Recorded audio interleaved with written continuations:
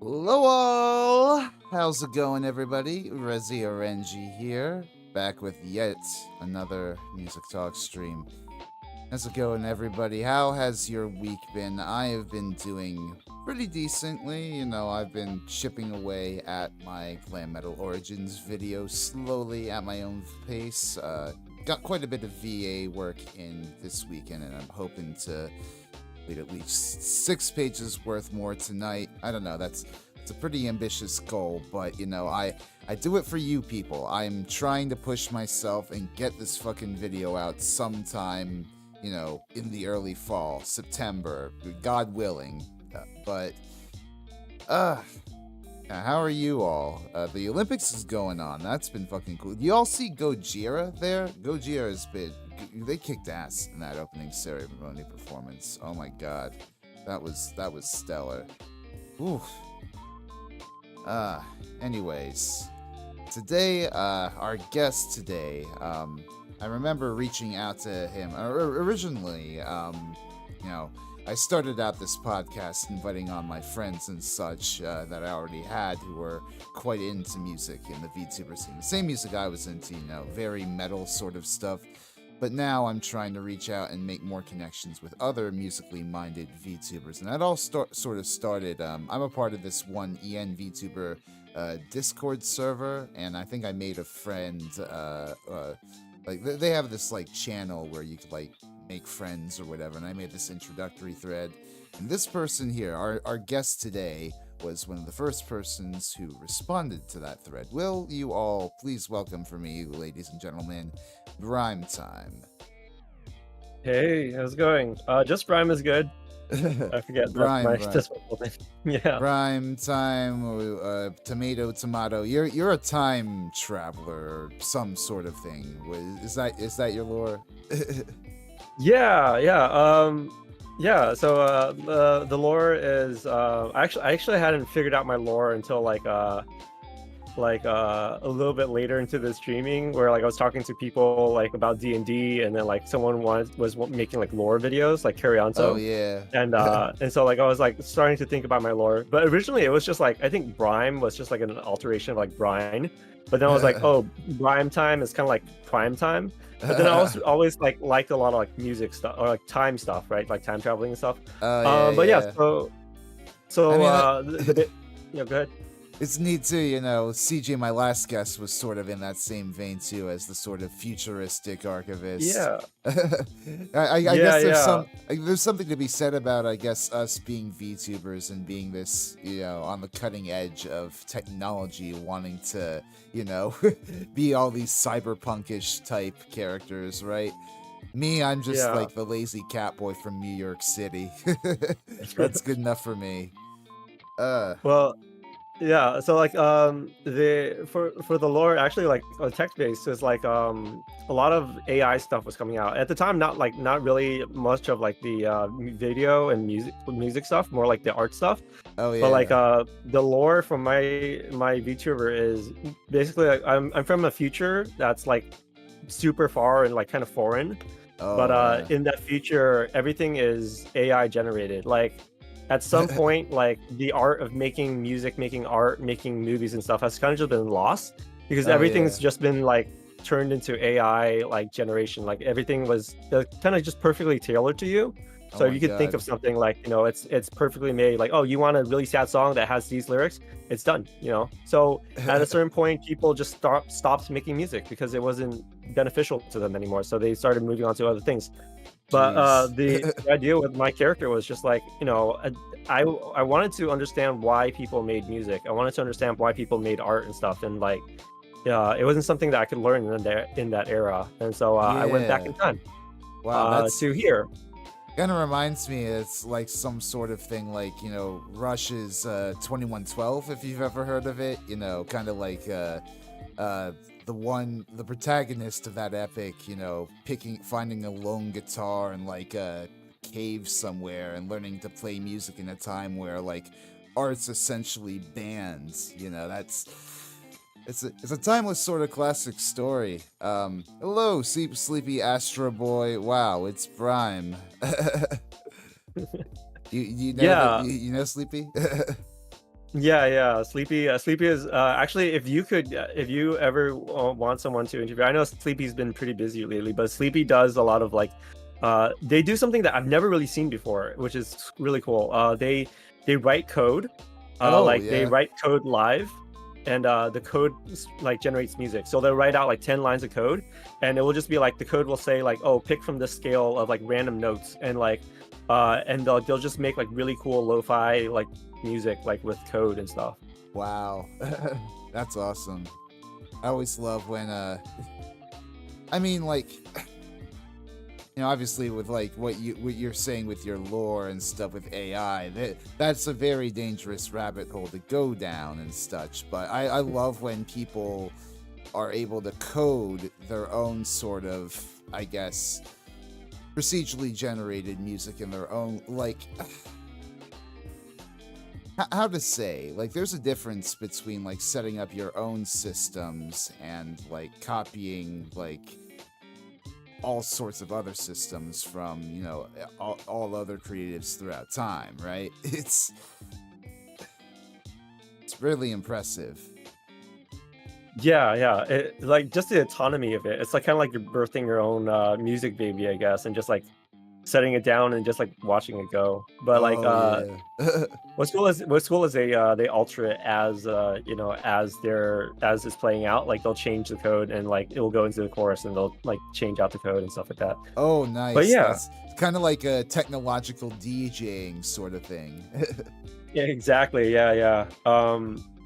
But yeah, I think a part of the inspiration also there was an anime. I don't know if you watched anime or not, but like there was an anime called "The Girl Who Travels Through Time" or "The Oh Girl Who yeah, I've Left Through heard of it. Time."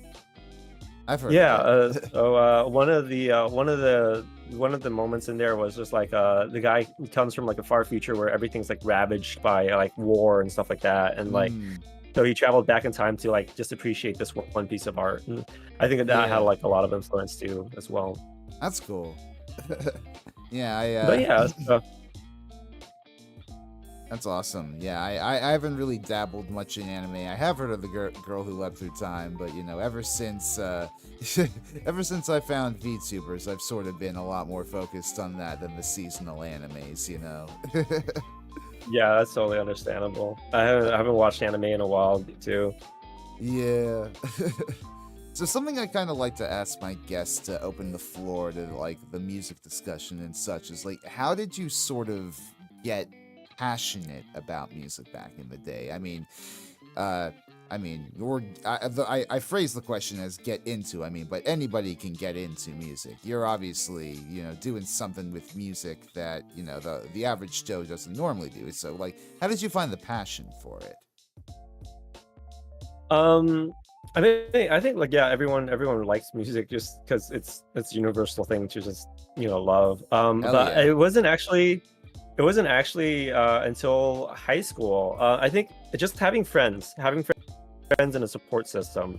Yeah, because I picked up guitar, or at least like I've tried to pick up instruments like my whole life, like when I was a kid and stuff like that. I remember like my uncle would have like a mandolin, but to me at Mm. the time I didn't know the difference between stringed instruments. All stringed instruments were guitars to me. So, but I really wanted to play. I really wanted to learn. My parents probably took all the money they had and bought me one, and I lasted about a day with it trying to learn chords, and like I Oh my just kind of gosh. smashed it around, Yeah, pretending the to be a rock mandolin. star. Super Yeah. super interesting instrument. I'm in a band with this person who he has this sort of problem where he just can't help but keep acquiring all sorts of different instruments. He has like a mandolin, acoustic guitars, electric guitars, acoustic electric basses. He's got so many fucking instruments that he carries to like our gigs. it's it's really cool to like it's really cool though, the mandolin being able to like, I don't know, those how to say, it's like, I mean, I would say it's like a 12-string guitar, except I'm pretty sure the guitar came after the fact, and the mandolin was the the OG design. I don't know. I don't know too much about the history of the mandolin. Yeah, I mean that sounds about right to me. It feels like one of those older instruments, but yeah, it sounds really lovely. Like I love the multi-stringed acid of it. And like yeah, I think it's probably around 12 strings or something. It's been a while. Like Yeah, yeah, I never yeah. learned the mandolin. It, But there's a bunch of bands that play that really fun. yeah, yeah, a lot of folksy stuff. I'm not There's a band. Oh, sorry, go Okay. ahead. Oh, I was just gonna say there's a band in Japan, the Sekai Nowari, where the main guitarist there pulls out the mandolin every once in a while. Then it's so lovely to hear. Oh, cool. What's their name? Sekai Nowari. I'll type it into your chat. Oh, cool. Yeah, But yeah. super talented stringed instrument player. Yeah. So what awesome. you play instruments as well? I Yeah, haven't, like, dug too much I into play it. the drums. Oh hell yeah! I could never get into the drums. Well, I tried to a little bit, but like for me, drums was always kind of screwed my brain. Just because I think the fact that I started with guitar, like most of my Yeah. brain tries to sync things up. Like usually, for the most part, like on guitar, if you're pressing something with your left hand, you're playing something with your right hand at the same time, and like you're trying to sync it up, right? Yeah. But the second that I sit down on a drum set, my brain just farts. Also, how loud drum sets are. Oh, yeah. I never really anticipated it because I'm pretty sure like everyone just like drums on their lap or like drums on the table. Like, oh yeah, if I ever sat down at a drum set, I could tear that up. But then like the Yeah. second that you actually sit down at a drum set, you're just like Yeah. Now, see, I was always more rhythmically minded as a person growing up. Like, I got started playing rhythm games, like Guitar Hero and Rock Band and all that stuff. Like, my first rhythmic experience, drumming, so to speak, was playing Rock Band drums, and that easily translated from there into playing, drums and all that. See, me, I've never really been able to master like the positioning and shit that it takes for playing a more tonal instrument like the guitar. I've said on my stream before, I've tried like 3 different times to learn the guitar in my life, but I've never had the commitment to like sit down and like keep on practicing those scales and like positionings and chords and all that stuff. to build up the calluses and the muscle memory for it. It's just like it takes so much effort, and I have a lot of respect for people who are able to carry through with it. Me, I'm just like I'm good developing wrist strength. I feel like that's my ballpark. yeah, that's understandable. I don't know. I think it is a support. Like so, like for me, I think it also took me 3 times. So Yeah. maybe your 4th time is what you need. 4th time picking up the guitar. Hopefully. I mean, my ideal thing, I would love to learn guitar again at a point in my life where I'm able to just sit down and have the free time to commit to something like that. Right now I got to worry about working a job to pay the rent and stuff, and I do all this VTubing stuff in my spare time. But hopefully in the future, when I have the time to learn guitar, that'll work out like that. Yeah, it's definitely easier to start when you're younger and you're in school and stuff. Like you have a little bit more time. Absolutely. Yeah. So with the guitar, like afterwards, I kind of like left that alone for like probably about 6-7 years or something like that. But it wasn't until like so it was in 7th grade that my teacher pulled out a guitar. My science teacher pulled out a guitar and he played La Bamba, which at the time was like the coolest thing to me. And I was like, oh my god, you can play La Bamba? I've never heard that before and it sounds amazing. So I was like, I have a guitar. Could you teach me? So I bring in my mandolin, which is busted as hell at this point, and he's like, yeah, that's not a guitar. I can't really teach you on that. So my dad was kind enough to buy me another guitar, like one of those junior like $60 ones or something like that. Oh, that's awesome. And so I brought it in, and I think I learned maybe a little bit more. It lasted maybe like a month or something, like trying to learn chords and stuff, but it also didn't pick up. But it wasn't until like high school, like my 2nd year of high school, that like a couple of my friends were playing guitar, and I was like, oh, I have a guitar. And so that was when it really clicked, was just having that friends group and that support group. Was like we kept pushing each other. Yeah, we kept pushing each other. We kept on like showing off and like sharing songs that we liked, and like we kept on trying to learn things and stuff like that, and it really helped like kind of explode my learning in guitar. And when I left to kind of go to college, I didn't really have that support system anymore, and it wasn't for a very long time that I was able to pick up the guitar again and try to like want to actively improve, which is actually just this year. Okay. Up until this year, like I'd maybe just been strumming songs and stuff like that, like look up chords and stuff like that, try to like sing along to it and stuff. Wonderwall, but I made a resolution at the beginning of the year. Also, hi Cowboy. Yeah, hey Jukebox Cowboy. Hello, how's it going, man? Howdy, y'all. But yeah, I made a goal or commitment to like kind of stream more and use streaming as like as one of my biggest goals to like be healthier in general. So like workout streams, like also like get better at guitar and stuff like that. And it's been great. The support system has been awesome, and back when I was only picking up the guitar maybe once a month or anything, like I'm actively just trying to do my best every day, or like picking it up whenever I can, because it's just fun again, Hell yeah. I think that's probably my thing for anyone out there who wants to learn an instrument is find the inspiration, like find a video that like, oh, that's really cool, I want to do that. Find a support group, like friends and stuff like that you'd want to play with and hang out with, that will be like, oh, that was awesome, or like, oh, hey, check out this one out, and stuff like that. Getting that positive feedback is so important. And then finding a song that you really like, no matter how hard it is, finding a song that you really like and then just going for it, like it doesn't matter if it takes a full year or anything like that, but as long as you're slowly plucking away at it, then like the techniques can kind of come second and stuff. Absolutely. See, my problem is, being a drummer, I've got like an electronic drum kit in my home and stuff that I can practice on, but I've kind of fallen off the wagon in recent weeks because, I'm in two bands, but they're both kind of on the burner right now because, our members are like away on vacation or doing stuff elsewhere. We're adults, we're working adults. It takes a lot of effort to schedule rehearsals and gigs and shit.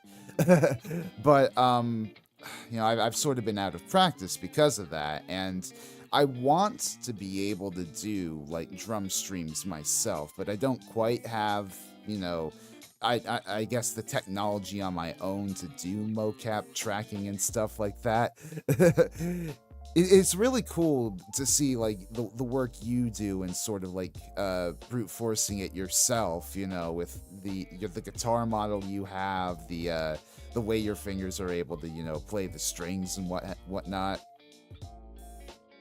I mean, well, I can't really take much credit for like a lot of that. The program that I use is called XR Animator, which is completely free. Nice. And I highly recommend it just to try out, just to test out.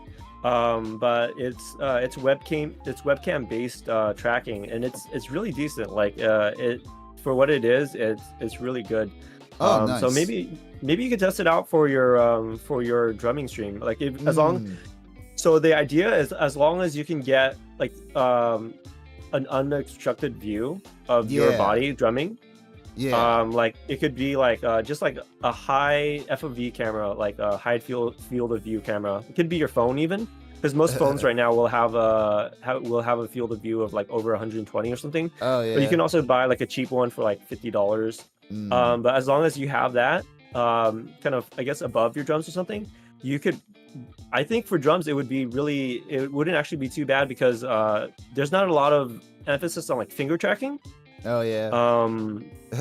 So I know like Zentreya does her own sort of, or at least I remember seeing Zentreya do like drum streams in the past and having her own sort of tracking for that. But then again, she always does the full body shit that I just don't have the money for, so maybe I'll look into that, webcam-based thing, but I don't know if that'll have the range to pick up. Well, I don't even have, like, a model 3D drum kit to go with me, Yeah, well, I mean, we could work with that. I also do a little bit of 3D and stuff, too, so I could probably try to...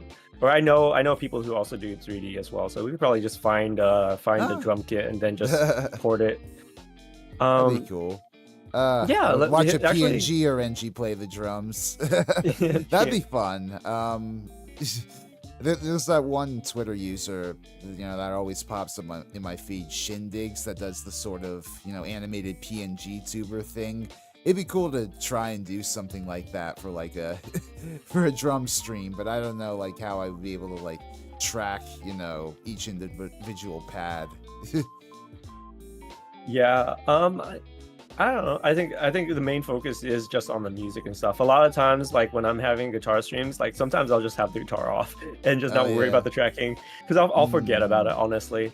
Right, but yeah, right. like I'll see if I can do any testing on my end to see if like you could use it on any of your streams in the future or anything like that. But yeah, if you have any questions about XR Animator or connecting it to anything, hit me up because I also like to do a lot of the 3D stuff as well. Yeah, I know. I saw on your channel you like to do like tutorials and stuff for people too. That's really cool. I love when fellow VTubers like post stuff like that. Try to spread the open source knowledge to everybody else. Yeah, I think I just get excited and enthusiastic about like stuff just in general. Yeah. So yeah. like it could be like D&D, for example. I'll be going through like a D&D book of like monsters. I'm like, oh wait, do you know like this monster like does this and this? And then like my wife will just be like, oh no, be quiet, please. I don't need this. So it will be the same thing with streaming as well. I'll be like, hey, did you know that you can turn like any old keyboard into a stream deck using HID macros and StreamerBot? That sounds awesome. I should look into that. Yeah, I'll send that one over too. So I'm curious to know. I guess you already answered sort of the question of how long you've been playing, but like, how often do you practice? Is that like a regular thing you do on stream, playing guitar? So I try to do guitar streams every week now. So I've just recently started streaming, probably maybe like in January. So I've been trying to find my rhythm before I decide to like officially debut or anything. I've just been trying to find like what I'm good at, like what I can't do, what what people like and stuff in general. And I think like one of my favorite things so far has just been my guitar streams are about once a week, where I'll just try to learn songs or like pick together songs and just make stuff up on the spot. So at least once a wean, but outside of that, like I'm always trying to pick up the guitar and just playing it because, like I said, it's just fun for me now. Before, like I hadn't really taken much of it into account, but the more I've been playing it, the more like just been able to like hang out with people. Like so I'd probably pick it up maybe if not every day, like every other day at the very least. Yeah, it's cool. I love seeing like on your like Twitch profile, for instance. I think you have like a widget where it's like you can request a song from you or whatever. There's like a repertoire you've got like that you're able to play. Yeah, I pulled that from one of the music streams that I watch. Actually, it's a pretty common one. It's called a streamer song list. Oh, nice. Yeah, a lot of music streamers will have it where you can just type in !SL and it'll just show the songs that they're comfortable with. Of course, no one's gonna have like every single song they know or every single song that they want to do. Right. But it's just a good guide because a lot of times like you'll go through and people are like, hey, do you know this song? It's like, no. How about this one? Yeah. No. So it kind of eliminates a little bit of that. But I also like, part of me like if people are okay with it, I like the scuff part of like trying to learn songs on the spot as well. Sometimes it's easier, sometimes it's harder. But being able to like kind of, especially my favorite thing so far is songs that haven't really been covered, like songs that are just so obscure and like no one really pays a lot of attention. So I love that too. Like, yeah, one of the most recent ones that was really cool was one of my friends, I guess, like Pastel was they have a full thing on their channel of just copyright free songs like that are like in the public domain. But these songs are like really old. They're like like 1920s or so, because that's how long copyright will like generally last. So one of the songs, they're like, I can't find chords for this anywhere. Like I can't find like the notes for it. I can't like find how to play or anything like anywhere. It's really hard. So being able to go in and like listen to it and just be like, okay, and then just try to figure out the chords and then like make an arrangement for it was really fun, because I was like, this feels special, you know, this Hell feels like yeah. it's mine, and like I get to share this, you know, I guess it's weird, it's dumb to say, but like this piece of history, I guess, with other Yeah. people, and like allow other people to like, you know, have fun with it as well. It feels really fun. Was that like how your passion for arranging songs started, I guess? Um, Or was that I don't know if you would call it a passion, but I know you also do a lot of like song arrangements too, and it's really cool to see like the art of like somebody trying to arrange something for like solo acoustic guitar and voice. yeah, I mean, I always had like heroes, you know, like growing up that play fingerstyle and play like acoustic guitar, just like the guitar. Right. And just like, so that's been a huge inspiration on me. Naming a couple off the top of my head, Kabuki Bear early Mm. on did a lot of like game music, game OST like arrangements. That Mm-hmm. was absolutely lovely. Then so Samurai-san does a lot of like Vocaloid arrangements. All And right. then I think my most recent obsession, I guess, Tim Henson, and also Marcin, which has like the Mm. craziest playing style that I've seen. Um, but they've been a huge inspirations. One of my streamer friends, Teji, which you've had him on stream Oh pretty yeah. recently, has also been a really big inspiration, because he's been Yeah. a classically trained guitarist. Oh, he's got some But good having arrangements on his channel for sure. Yeah, but having him there and also kind of just like pushing me, you know, I was like, hey, you know, there's someone I know that's really good, and I want to get better. So I think Teji was a big part of that push.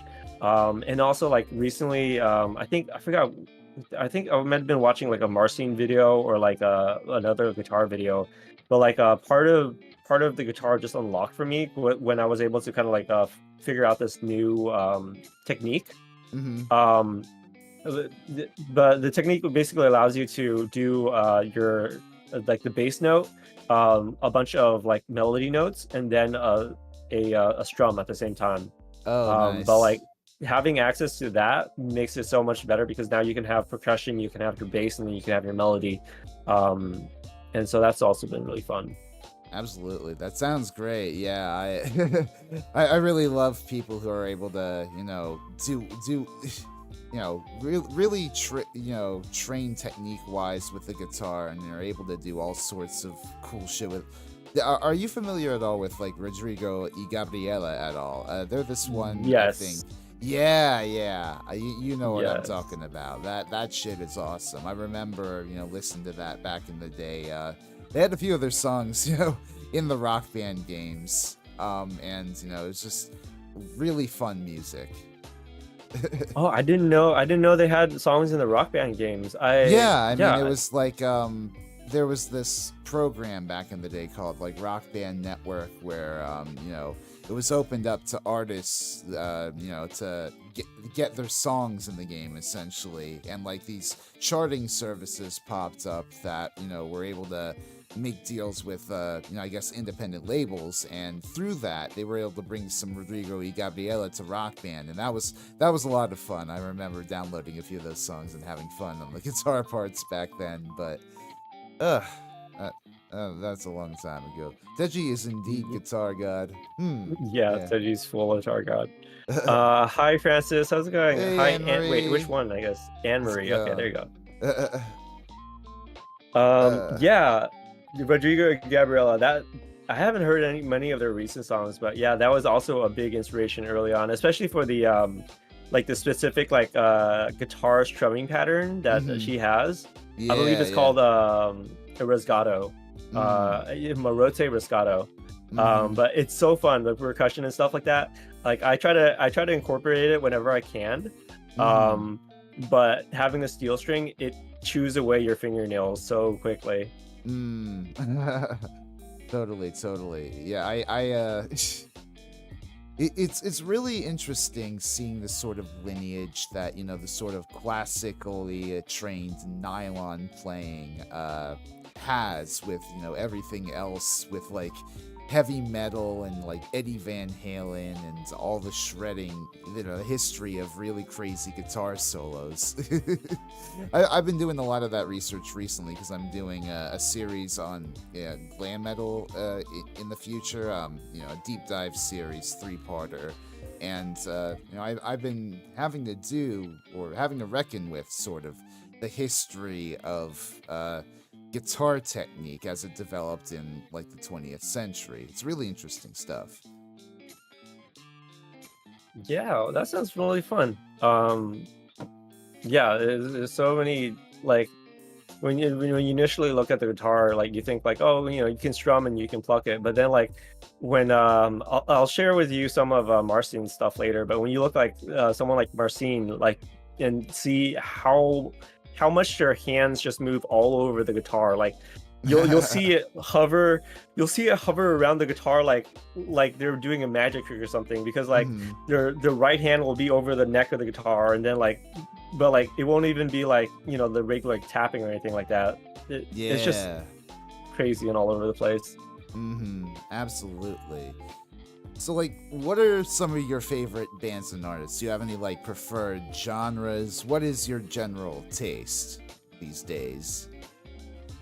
So I think so just my general taste, I like a lot of pop rock and stuff like that. Fair, indie. fair. Yeah, I think indie. Like the biggest thing for me I like right now is I like acoustic arrangements. Nice. Like nice. I like the bigger stuff. Like I love listening to an orchestra. Like I love listening to like a full orchestra, and just like every single time I come back and listen, like there's always something new that I'll pick up. Like they'll be like, wow, the you know, the clarinets or something are doing something really cool in this part, and just like seeing everything meld together like makes me like want to cry. But like I can relate. Yeah. But sorry, go ahead. no, but it's hard to get that. Like you like, unless you're in school, unless you're in band, unless you do it professionally, like it's hard to get a full string orchestra, or even like you said, it's hard to get a band together. You know, like just getting the chance to practice and stuff like that. But with acoustic arrangements, like it's a lot more personal. Like it's just you and the guitar, and like, you know, it's nothing big. It's like set up mostly for just, you know, hanging out in a room around a campfire and stuff like that. And Absolutely. it's a lot easier. It's a lot easier to set up than a full band, where you can just carry around your guitar and just, you know, play it wherever. Or like I'm not sure with drums. Maybe the drums you could do like you could have like a little a snare drum, or like I know there's some there are cool, drum like circles, you know. People there's sing Kumbaya or whatever and play their pretty patterns. there's the Aero drum that they released some stuff that was pretty cool. Like I think it's like just like 2 sticks and like 2 little pads or something, but like they have accelerometers where you can just play drums anywhere. Yeah. See the Gojira spectacle at the Olympics? Oh yeah, I talked a bit about that earlier in this stream. Yeah, that was fucking incredible. I don't know how much you've been paying attention to the Olympics, Prime, but the French metal band Gojira just absolutely fucking blew away their part in the opening ceremony. Okay, that was what I figured. Yeah, I'll have to check that out immediately after this. So I'm gonna open that up in a tab right now. Yeah, it's cool. I thought you were talking about like Gojira as in like the Godzilla. Godzilla, yeah. No, they're named after Godzilla. I think they were originally called Godzilla, but then they sort of went with the lesser, well, not lesser, but like the original, more obscure meaning of Godzilla. Yeah, was it with it's a portmanteau, I think, of God and no, it's a portmanteau of whale, I think, and gorilla and whale. Yeah, there you go. I fucking love Godzilla, man. I'm like what was it? My first Godzilla film. I actually think I still have the DVD in my collection somewhere, but I remember getting like Godzilla vs. Megalon as a kid on DVD and watching that with my dad, and that shit is peak for a fucking 13-year-old, man. Yeah. Oh, the most recent Godzilla -1 was an absolute blessing. I'm so glad that I was able to see that in theaters. Oh my god, what a film! Yeah, it won the VFX awards and stuff too. I think like the Oscars Yeah, and yeah, the other yeah. ones as well. I watched it in theaters, but my experience was kind of robbed. My wife really insisted. She doesn't really care. Like at first, Oh she yeah. didn't really. She was like, oh, giant lizard. I don't care, whatever. So, but I was able to convince her to come watch the film with me and my friend because she saw that there was a showing for 4DX or 4XD, Yeah, which is like where yeah. where the chair shakes and like Yeah. water gets sprayed at you and stuff like that. Yeah. So I'm here trying to watch and enjoy the story of this movie and like watch like just get like super invested, but at the same time the chair is shaking, the popcorn's flying all over the place, and I'm just like, no, why is everyone laughing and why is everyone like screaming and stuff like that? The city just got nuked. Oh my god. This is sad. And so, but it was very enjoyable. Yeah. Everyone cried.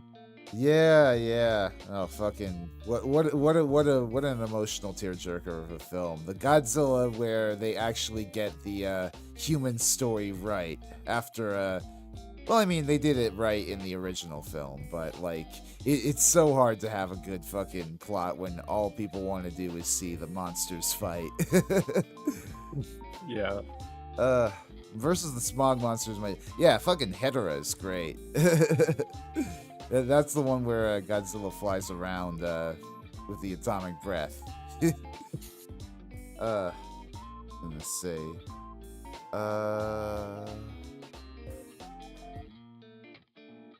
I lost it. Whatever.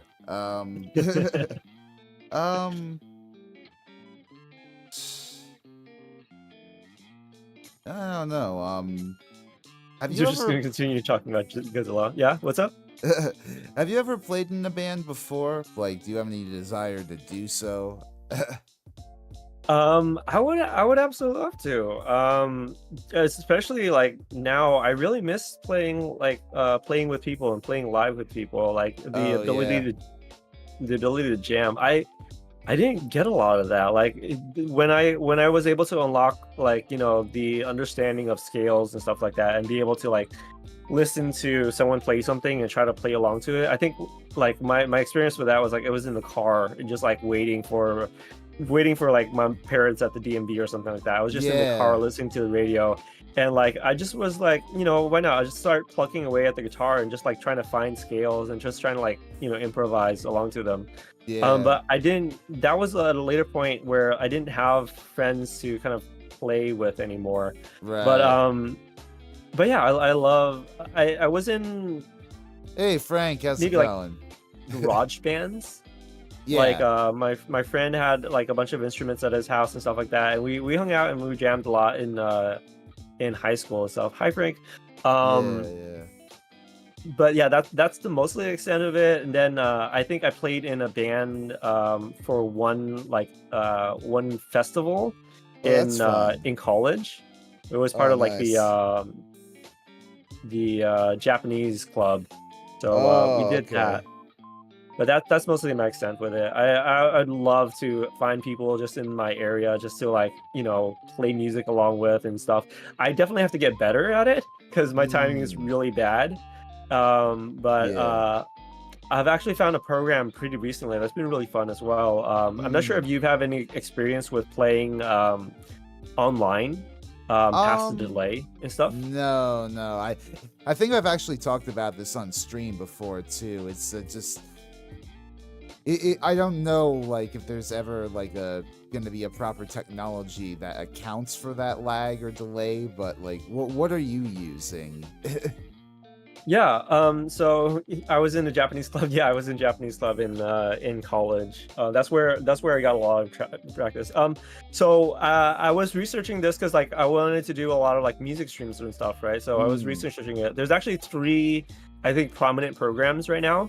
Mhm. I don't know exactly the magic behind them, but there's one called Jack Trip, Mhm. Sonobus, and also recently been introduced to Far Play. Jack Trip is the only one that I've tested kind of extensively. Mm.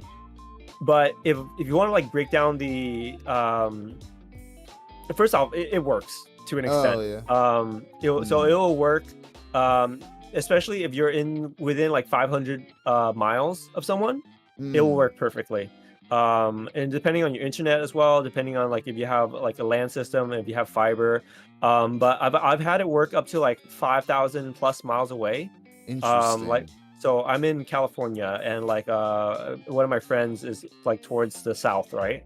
Yeah. Um and the delay there is maybe about 50 milliseconds to 100 milliseconds, Mm, um which isn't terrible at all. Like if you can, that's something that you can work with. Like it's not noticeable enough that you like you'll kind of yeah. just like you'll be like, oh no, I can't, like I can't play along, I'm hearing too much delay and stuff like that. um but just the science behind it is that like even if we had data transfer at the speed of light, Yeah. um it's impossible to get like, at a certain point it's impossible to get like, that instant like response, Exactly. because You like know, I come up in like a jazz sort of education. Like I went to college and I learned jazz drumming and I played in a bunch of like big band jazz improv ensembles there, and you know that the sort of response, that intuition, that know-how you need to be able to interact with another musician. I don't know if you can ever really get that like interacting with through a screen, you know? Yeah. Well, it's closer than other programs, like if we were to do it like through Discord or Right. something, because I Yeah, think yeah, Discord no, will totally. natively have like a 500 millisecond delay, which is Mm, impossible. mm. Um, Oh yeah. and but with this program, I've gotten down to like 18 milliseconds to like 30 milliseconds on a really good connection. Like if I'm in the Mm. area, if my internet's not being crappy, and that's on like Wi-Fi. Right. Um, and then towards like 50 milliseconds to 100 milliseconds if it's like a little bit further out. Pushing towards the East Coast is a little bit much, Mm-hmm. but it is sort of doable sometimes. Yeah. Anywhere further than that is just not. It's just not physically possible, Mm. or like no, not like, I guess scientifically like possible, just because like Right. light will only travel like back and forth like so fast, and when you're talking Yeah. about like milliseconds and then distances, Yeah. um So I but guess it is maybe possible, but only within like a certain radius, right? Like, yeah. yeah. Yeah.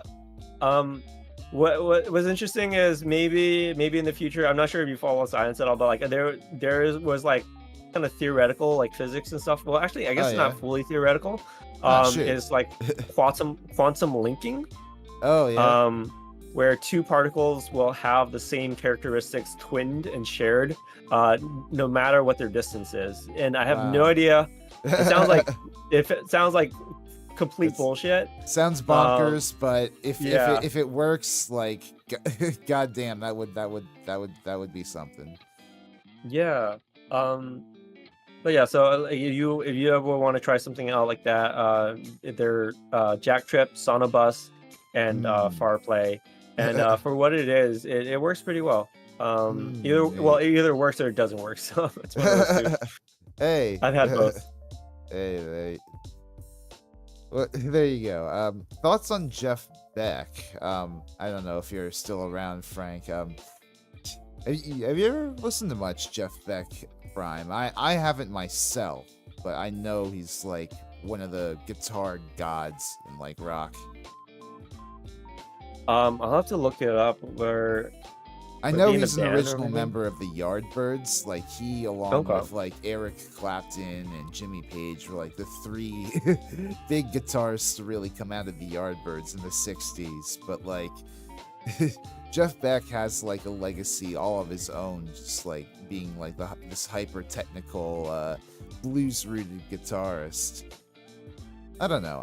There are a lot of like guitarists out there that I've not really listened to. I'm mostly familiar with all of the the big names like Van Halen or Brian May or you know all the classic rock house names. Yeah, no, absolutely. Full transparency. I have never really heard much of Jeff Beck stuff, but I'll definitely check it out. Thank you for Yeah, yeah. recommendation. You might dig him as a guitarist. I don't know. I've never listened to him personally. I'm more of a more of a drum guy, but Yeah, I love I mean like I think just exposure to more styles, more like artists and stuff like that is great, like just for fusion and just for like techniques in general. Like I know like I think my first guitar teacher ever just talked about like, oh, pick up like techniques from violinists, like oh yeah. and stuff like that. And I know like for example, Tim Henson is a pretty big name recently, but Tim Henson I think apparently started as a violinist or something. And it can explain a lot of that. But like even like listening to I remember listening to there's this Japanese instrument called a shamisen. Oh yeah. The dun dun dun there's dun a bum bum bum bum bum that one. yeah. But there's a really cool band or like world renowned duo called something Kyodai, I forget, the Yoshida Kyodai or like Yoshida brothers. But like I liked listening to that and I was like, man, I want a shamisen, but I was like, I can't get one. So what can I do on my guitar to sound kind of similar? So like just trying to pick that out and then trying to like make new techniques. Oh, that's fun. Yeah. It's fun as well. Totally.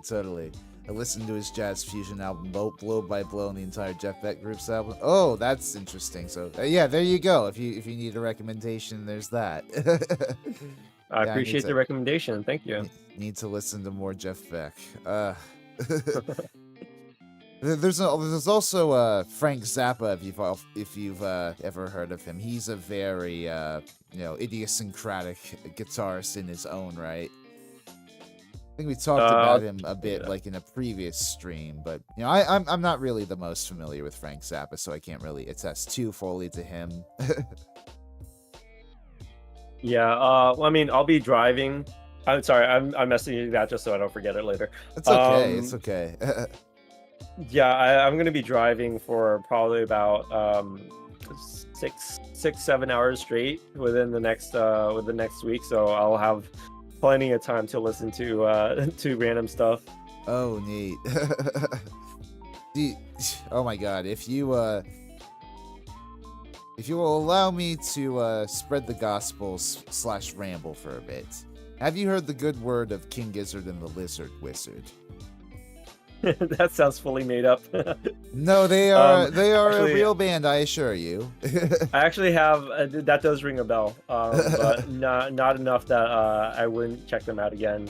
King Wizard of the Gizzard Lizard. King Gizzard and the Lizard Wizard. They are an Australian psychedelic rock band that they formed back in 2010, but they have like fucking 25 albums to their name currently. They're about to release album 26 soon, and they dabble in so many different genres, do so many different wild, crazy things with their music that it's just so engrossing to listen to. And they're a killer live band too. I'm gonna actually be seeing them later next month. They're playing like 2 fucking shows back to back at Forest Hills Stadium, and I'm gonna be at both. I'm gonna be in the pit for one, hopefully, and I'm going to be in the crowd in the bowl for the other. And God bless, I can't wait. Oh yeah, that sounds really fun. I think I might have maybe listened to Cellophane. I can't say sure.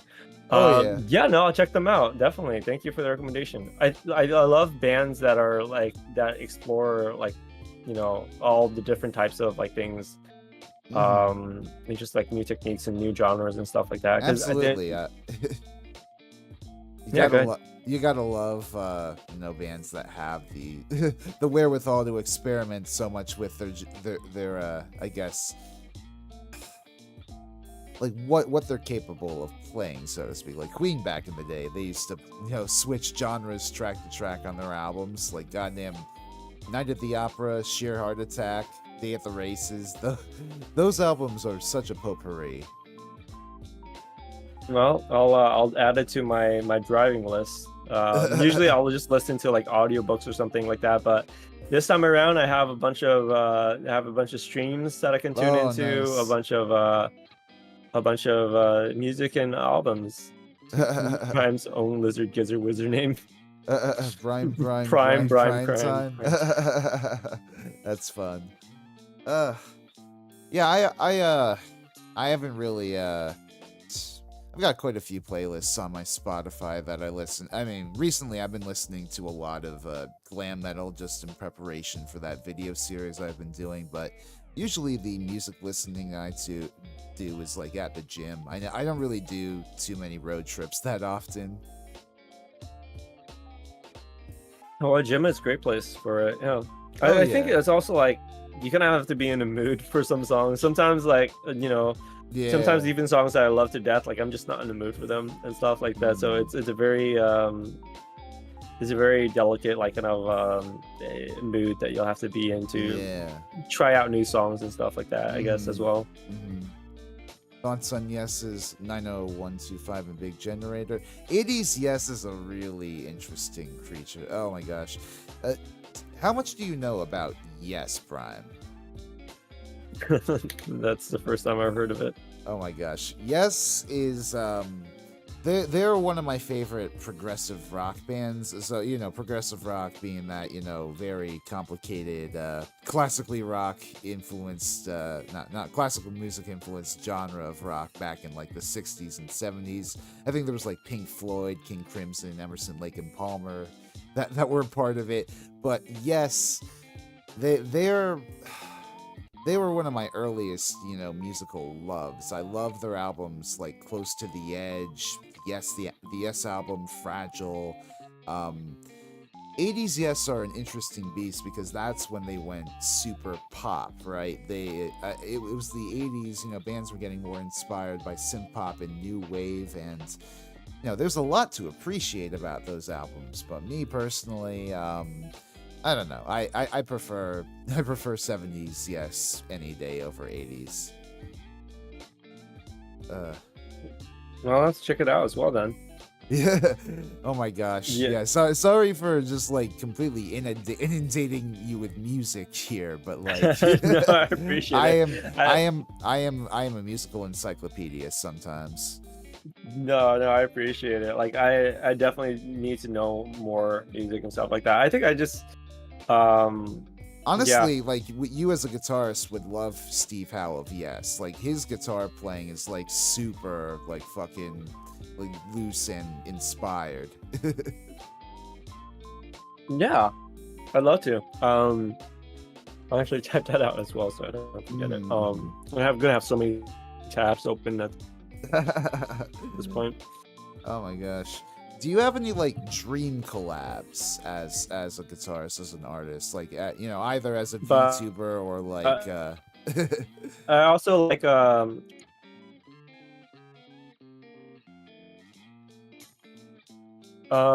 how big are we dreaming, I guess?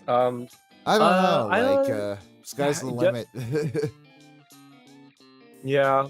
Well, I don't think my technical skills are anywhere there, but like eventually like it'd be really cool to like, um alongside of my heroes like Marcin or Kabuki Bear or something like that would be really cool. Yeah. But honestly, like just collabing with anyone would be really fun. Mm-hmm. Collabing with Teji or something like that. I have Oh a couple yeah. of collabs that I try to do right now as well. But yeah, I mean, I've discovered and found so many like super talented people that like are just like they hop onto my stream and hang out and like, or just outside of that too.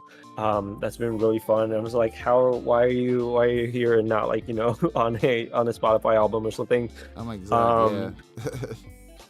but I'd love to mesh my voice with theirs or like play along there. But I think a lot of it is my I have like since insecurities sometimes. I'm just Yeah, like yeah. I'm not good enough for that exactly. Like or like I'll start recording and I'll mess up like so badly and I'm just like and like Hey, I mean, we all have those moments. I mean, God knows my my recordings aren't the best all the time, but I still try to present the cleanest possible covers I can. yeah, I think just like the fact that like you can do it again, like you'll always be like, oh, I can do that again. Oh, I'll have to do that again. But then after like 50 takes from me, I'll just be like, okay, I think I'm happy with that. But I'll listen back to it and I'll be like, I hate it. It's crap. Yeah. Oh my God. I I feel that's so hard, recently doing vocal recordings for my fucking deep dive videos. I read all these paragraphs and I listen through and like there are these sometimes I hear these vocal quirks that I'm like, God, is this really worth, finding so much over or redoing the entire thing? Having those moments, it really sucks, being in your own head about it, but sometimes it turns out all right in the end. Yeah, I think another part of it is that like when you have people depending on you, like it Oh puts so much yeah. more pressure because like you're like, well, I want this to be perfect for them. Right, yeah. As opposed to if it's just me, I'm just like, Yeah, oh, well, if yeah, it's just yeah. me, I don't really care. But like if I'm handing it off to a mixer or if someone else is trying to sing along to it and stuff like that, like I'll Mhm. get super in my head. So because of that, I'm also behind like a lot of projects. Also because it's Oh hot yeah. recently. Oh Like yeah, the weather here. I know that Well, go ahead. detunes your guitars real quick. Well, it's not even about that. Like you heard it before, prior to me throwing on the noise suppression, is the AC was just like Oh blasting the yeah. AC and the computer and stuff like that. But that's just because it's so hot where I am, like maybe hundreds, 90s to 100 and stuff like that, or like 100 plus. So like Mhm. the AC is always running, and for recording, that's not really ideal. Yeah, Um, because you have to have like a mic right in there and like right up on your guitar, right? And even as yeah. compressed as it can be, like you're still getting some of that noise. Yeah, so a lot of my streams you'll hear the AC off in the background, but at this point, I guess it's white noise. But Hmm. eventually, actually, I just recently found out that my old laptop, which is busted, can run FL Studio. And so like I tried pulling it into the bathroom away from the Hmm. AC, and so I think I can probably do something, just do recording in my bathroom, which, oh yeah. Yeah. I've never professed to do something like that, but I think the Beatles have actually. So you're in good company there, at least. One of the streams that so my wife was streaming one time, and I didn't want to like interrupt them or something like that. So but one of my friends was doing a bit on their stream where they were like they were trying to, it's super complicated. I can't Yeah. explain the whole thing. But like it was actually Teji.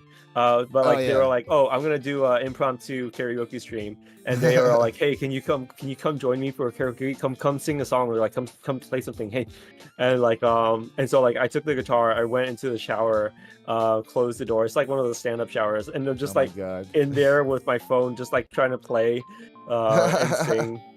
That's fun. Uh, which proto glam metal, cult rock forerunners, rejects from musical Godspell, all the above. I've never heard of them personally, or maybe I have. The name sounds familiar. Who are they? One sec. Which? So are you pretty good at identifying genres and stuff? Like if you were to listen to something, you could automatically just be like, oh, this is Pretty decent at ballad. it. Yeah, I mean, I know a lot of old rock music, a lot of rock genres. I'm, having grown up on like Guitar Hero and Rock Band, I used to buy a lot of like the DLC that came out for those games. So like, I literally have like a library's worth of knowledge of like music history in the back of my head somewhere because I've played all these different like tunes on Rock Band and Guitar Hero like as a base, and then I went and like got more into like progressive rock and like heavy metal and what else? Recently like psychedelic rock in like the past few years, ever since getting into college, like a lot more psychedelic alternative indie music I've been getting into. A lot of jazz, a lot of funk, R&B. It's I'm kind of like a sponge. I try to get as many, I try to absorb as many influences as possible because there's so many different like rhythms and grooves that I can incorporate into my own playing at the same time. Yeah, that's really fun. I wish I had kind of that ability because like I've recently just making like song lists. Um, and for Oh like yeah. people to dig through, trying to like sort things into genres like without making a genre list of like 50 or 100. I didn't realize how many genres there actually were. So I always look into Yeah. songs and be like, oh, this one is a ballad rock or something like Oh that, or my like god. neo soul. And I'm Th- like, oh, okay. There are these videos that Anthony Fantano does. I don't know if you're familiar with Anthony Fantano, the internet's busiest music nerd, but he does these videos from time to time where it's like these like genre quizzes from Rate Your Music. There are these like wild like categorizations that apparently exist on like as real genres as classifications on Rate Your Music. And like what we'll do is like Anthony's editors will take like one of these genres and like put them in the list with a bunch of other absurd sounding genre names, and like nine times out of 10 like the one that ends up being like true is also equally as absurd. It's like people get like at a certain point they go overboard with the classification, but it's fun. I at a certain point genre is a sport. That's fair. Oh, Sleepy says they love Anthony Fantano and Oh their yeah. His reviews are reviews so are harsh. harsh. Yeah, no, Anthony keeps it 100. He's very honest. Also, thoughts on Black Sabbath? Black Sabbath's Potpourri album, Volume 4. Oh my god, those latter day Black Sabbath albums are interesting. I mean, obviously that was at the point where they were doing a lot more drugs, cocaine, alcohol primarily. I love Volume 4 and Sabbath, Bloody Sabbath, and Sabotage, but by the time of Technical Ecstasy, it's a bit rough. I don't know how much Black Sabbath you've listened to, but Ozzy Sabbath, there's a lot of good stuff there in like the early through the mid 70s. Yeah, I'm not a lot, I guess. I maybe like I might know a song or two by them. Yeah. Oh, Black Sabbath, Iron Man, of course. Yeah. No, they've got a go. lot of classic metal songs from their first few albums. They were the OGs. Yeah. I mean, yeah. I was born in the '90s, like Yeah. So No, same. I think it was also kind of just like your exposure to it. My parents didn't exactly listen to like Black Sabbath and stuff like that, so I Yeah. wouldn't have the exposure to that. But I'm like, No, that's fair. now I'd love to hear it. Yeah, my dad was into Black Sabbath and Ozzy and those sorts of bands at one point, so I was able to come up on that growing up. He loved Kiss too, and that's partly how I ended up doing a fucking 3-part deep dive series into the fall of Kiss, trying to examine my own obsession with them. Yeah, I don't know if my parents really listened to a lot of music. Like my dad used to like play guitar and stuff, and he played piano a little bit as well, Oh or yeah, keyboard. my dad's a But guitarist. nice.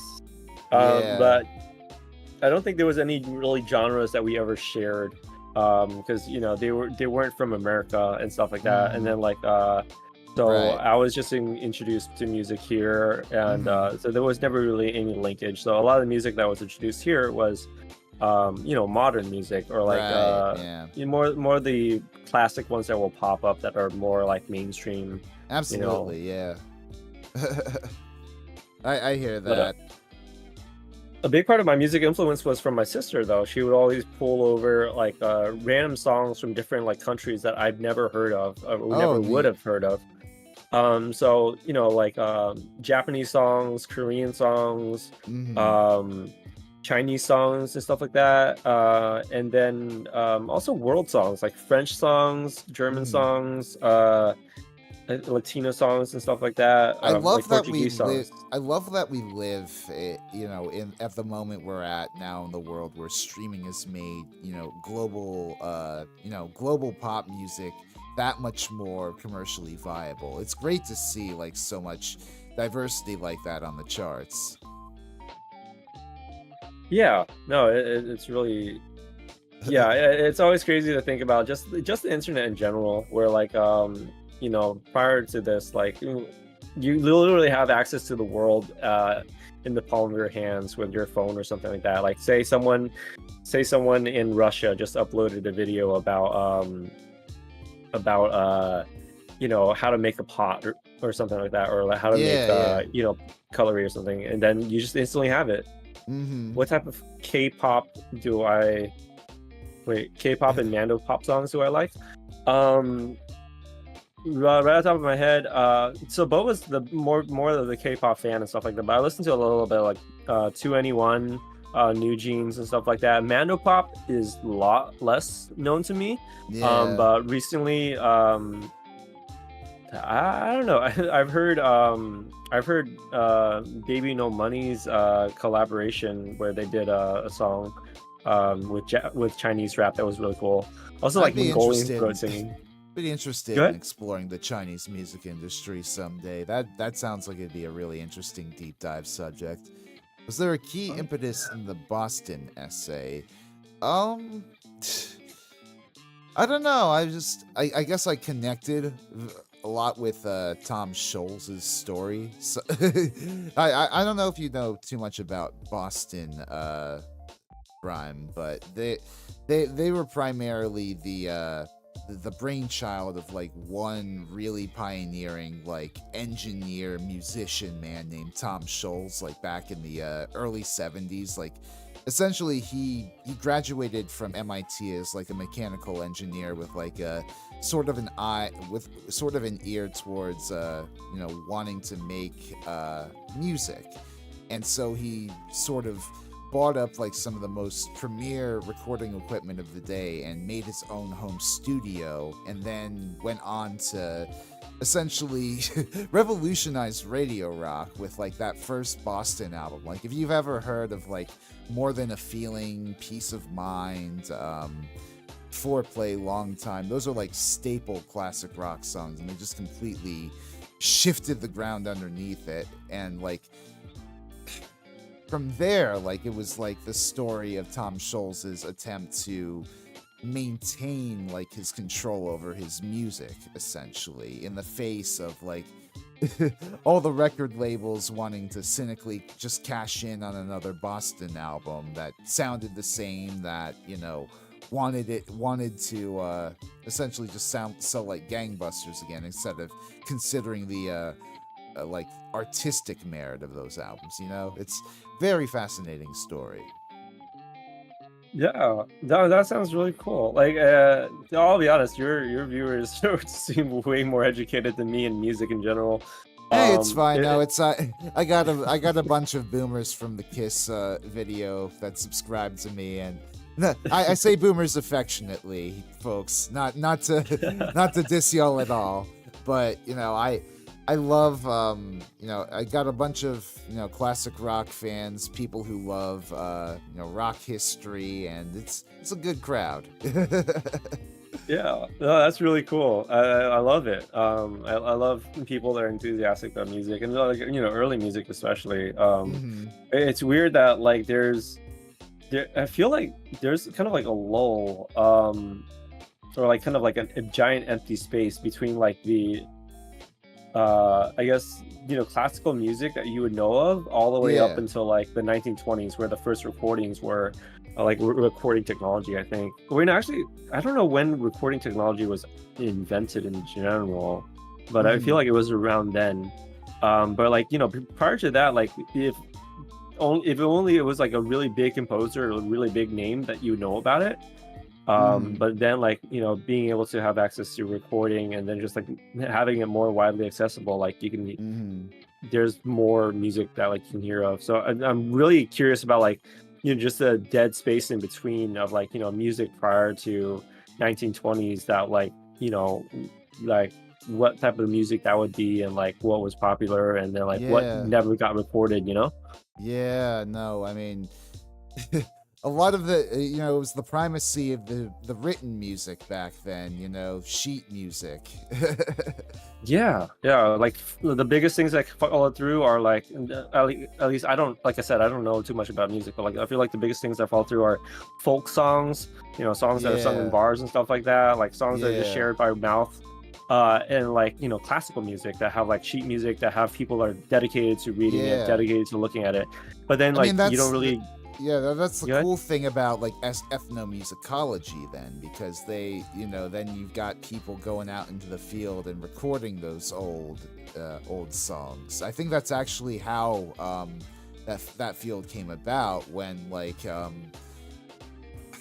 remember hearing this like story in college about like these old Swedish folk songs being transcribed into sheet music and essentially sort of tarnished like in their older form, like in how we remember them now, but like that sort of then spurred ethnomusicologists in the 19th century to go out there in the field and start using like primitive recording technologies to try and capture them authentically as they were. It's fascinating sort of how we've come to value recorded music and written music in different ways nowadays. Yeah, and I'm curious to see what types of music, like if I could travel back in time, just like to see what music's that never got, I guess, died in a way, like with like cultures or like certain things. If there was like any like maybe like there was like a Mayan like super banger or something like that, but then like I've always been fascinated to know what like ancient Roman music sounded like, but so few fragments exist of it. Yeah, that would be really cool. I wonder if there would ever be technology that would be able to like kind of maybe like running a bunch of like training data or something like that, or like like running some giant simulation. You could probably somehow get something like that. But I mean, there are videos out there of like people trying to replicate like actual dinosaur roars, like scientifically measuring like the actual anatomy of how like the animals would roar in real life and whatever, but I don't know if that I don't know how far you could take that sort of reconstruction. Yeah, exactly. I saw a trailer for I think Gladiators. Like recently, where they had like the Colosseum and they had water in there. Yeah, I was like, flooding that's the Colosseum. crazy. Yeah, I love that fact that Romans used to flood Colosseums to replicate naval combat. It's surprising that no major blockbuster has done that until now. Yeah. Oh, I mean, I guess just water sims and water effects in general. But that is a good point. Mm-hmm. Going back to what you were saying earlier with like kind of studios. Did you ever watch the Bohemian Rhapsody movie? Oh yeah, no, I saw that when it came out in theaters actually. Yeah, it's kind of just that one like that moment where they were trying to put out Bohemian Rhapsody the song, and like everyone else was or the people who were trying to publish them were just like, no, can you just like make another song like this that was really popular? Yeah. And they were like, no, we're gonna do something crazy, and people are gonna love it, and holy shit, do people love it, right? Yeah. Man, that film is I mean, as a Queen fan at the time, I really enjoyed it, but now in hindsight, you look back on it and there's so many fucking baffling editing and directorial choices involved. I mean, I feel that about a lot of, modern biopics, like I feel like they mostly get made just for the verisimilitude of like the person in the lead role that might get, they might get nominated for a best actor role because of that. And then, of course, because it's a familiar topic, it's essentially a brand. It's an IP, that'll draw in the crowds. It's,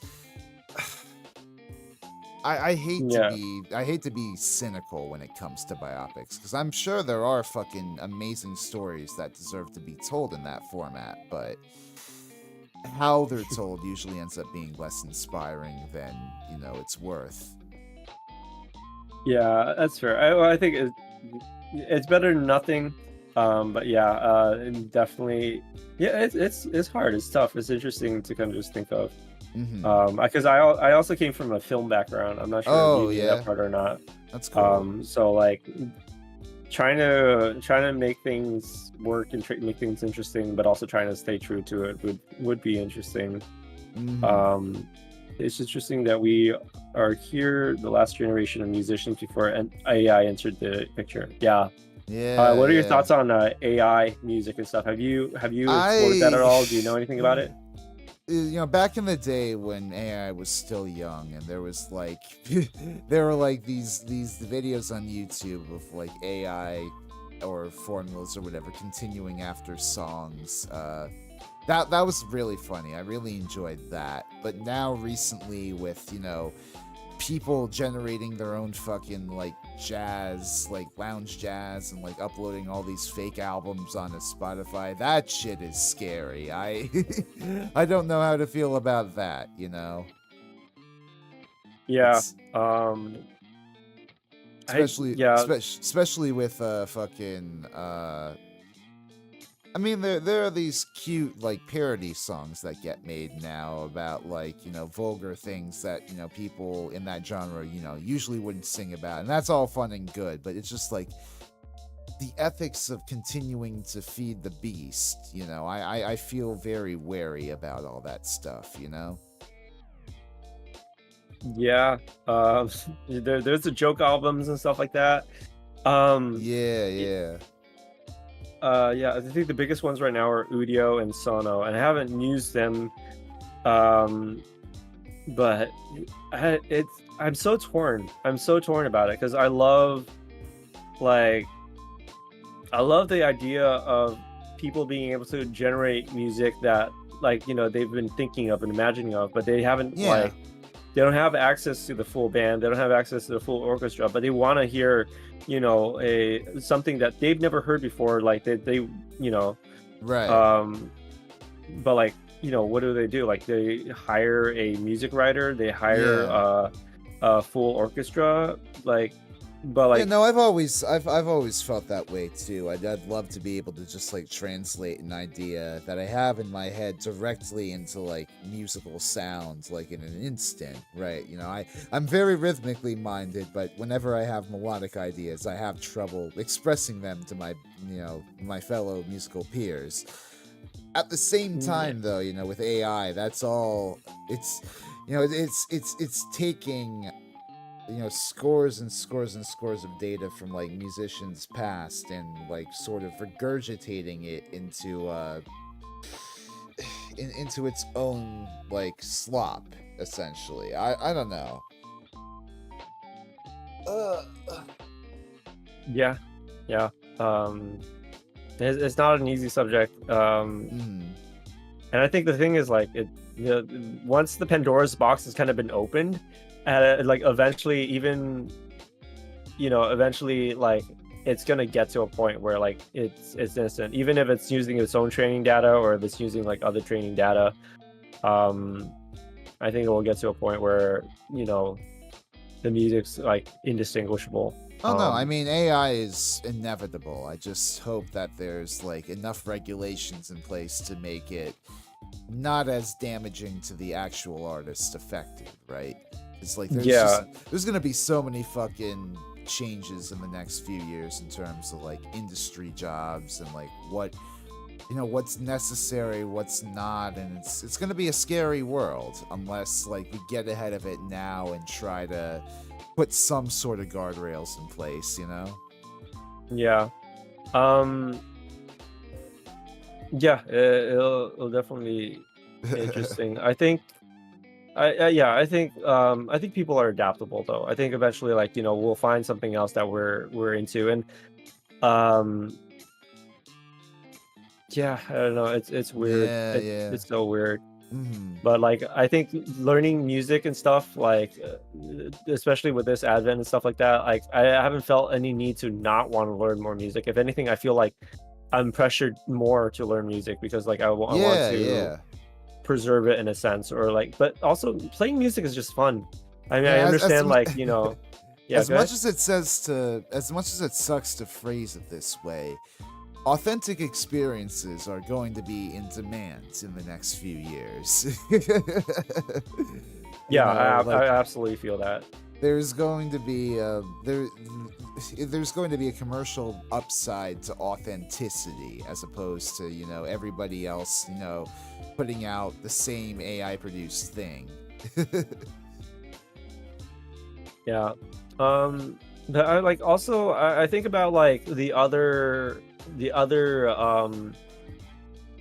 guess implementations of it, or like the other possibilities with it. Like let's say, let's say for example, like you have someone who can't sing, for example, or like Yeah. maybe like they're uh just for some reason why they can't sing, like, or maybe like you have a, let's say just some dumb story. Let's say like there's a musician, Yeah. right, or a singer, a classical singer, but Mm. for some reason why they got involved into some accident where they could no longer sing, Mm. right? And Yeah. that's absolutely horrible. Like, Mm. I can't imagine that happening to, like, I think about it sometimes, like for me, like whatever, Yeah. so like, Yeah. if I can't sing anymore, if I can't like play guitar anymore, like, if I like, lost access to that, like how it would feel. But like if I would be able to imagine, like, say this artist were able to express their the music that they want to make, like through like technology, like through AI or like through stuff like that, then how would that be? Because nowadays you can use your own voice and you can train a model on your Mm. own voice and then like have that sing. That'd be um interesting, and in something in cases like that, I feel like that wouldn't be too dissimilar to Vocaloid. yeah. Like have um like sampling your own voice in like music. That'd be really neat. Yeah, well, a lot of the new technology like synth, I think synth V or something like that, Yeah, yeah. does that. And there's some really, really, really convincing ones out there. I'm not sure if you ever Mm. heard anyone's like, for example, like I think of like Michael Jackson. Like Michael Jackson, rest in Yeah. peace, right? Mm-hmm. But like there's people who are making covers with his voice, Mm. and like what is that exactly? Like how do we deal with that? Like, I yeah, would I don't feel comfortable with, people using voices from beyond the dead, right? That's let alone, people still living.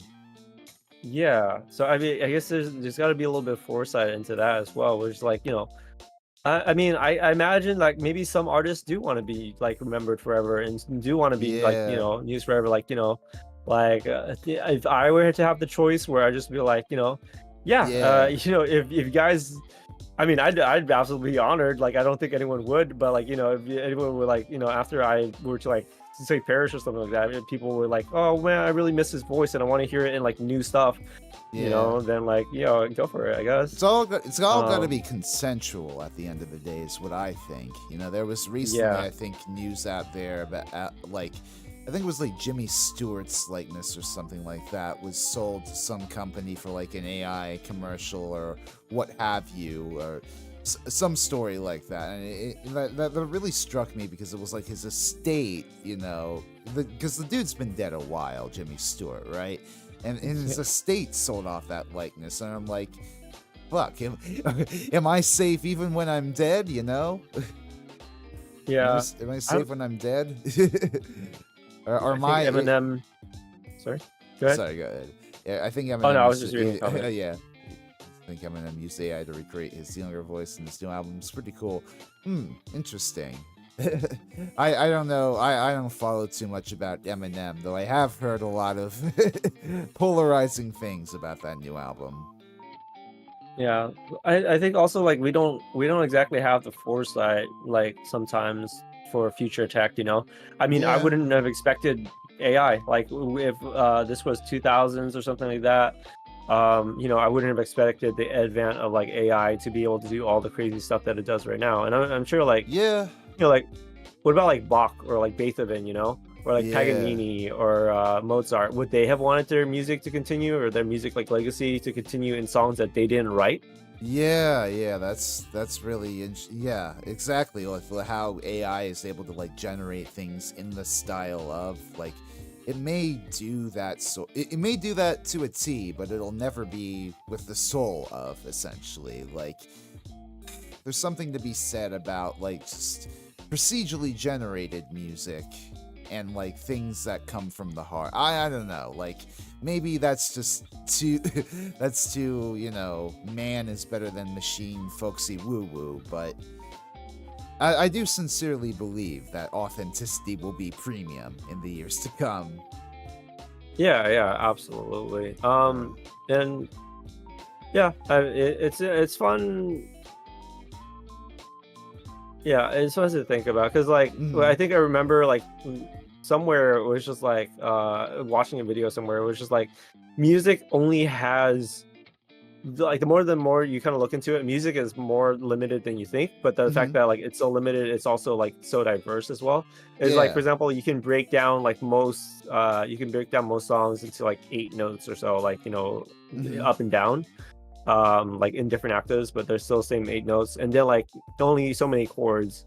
And like even just sound as a whole, what sound that people are able to hear is very limited. It's only like a couple like 1,000 hertz or so. Absolutely. And so like if you're to procedurally break it down, like an algorithm or something could just generate every single piece of music that was possible. God, that'd be crazy. Pink Zeppelin. We're just talking about like music fusions now. Yeah, there's some fun. I have seen videos of like bands doing songs in the style of, and that I remember that was something back in the day I used to tune into. It was like videos of like John Lennon's Imagine, continued in the style of Paul McCartney, fun stuff like that. Yeah, Postmodern Jukebox was a pretty big one. I'm not sure if you heard of them. Oh yeah, I remember Postmodern Jukebox back in the day. I remember seeing their covers. Yeah, it's great. I love it. I mean, I love listening like for me it's like listening to a song in a cover or in a different version is like tasting the same food but with different like flavorings or different seasonings. Totally. I mean, it's like I used to listen to a lot of like sound font alterations of like video game music, like just like video game songs rearranged the same way, just like with different like fonts from different games, like especially with like the Pokemon series, like they usually have like pretty easily exportable like sounds or whatever that translate well into MIDIs. It's really fascinating hearing like different palettes in different contexts. Yeah. And currently there's a lot of there's like TikTok videos and stuff of like people mashing songs together that shouldn't go together but do. So those are fun as well. I think I try to pull a little bit of that into like acoustic covers. Like I'll find like my favorite ones are songs that like that you wouldn't expect ever of an acoustic cover or like a fingerstyle, like Welcome to the Internet. For example, was one. Right, by Bo Burnham. I saw you did that. It's such a lovely like melody though, like where I just like played the guitar and just like they're like, oh, I know the song, but like without the context, you're like, oh, it's just a nice guitar piece or whatever. Or like what was another one? Just like imagine like Don't Trust Me, but like as like an acoustic ballad instead of like the full thing. It doesn't have the same appeal as the original, but it's something new and special and interesting. I guess to that point, like, what is your thought process? Like, how do you go about arranging songs? Is that like something you sort of sit down and do, or does that come naturally sometimes for songs? Mostly I try to just do it like pretty quickly. Like it depends. I think with the internet and stuff, there's such big access to like chords and stuff already, or like tabs and stuff. I try not to look at tabs like immediately because like it kind of affects my own creative process.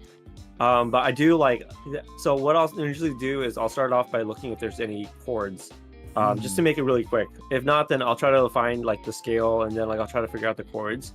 But from the chords, like usually the melody will fall just into place just with what the chord positions are at. Right.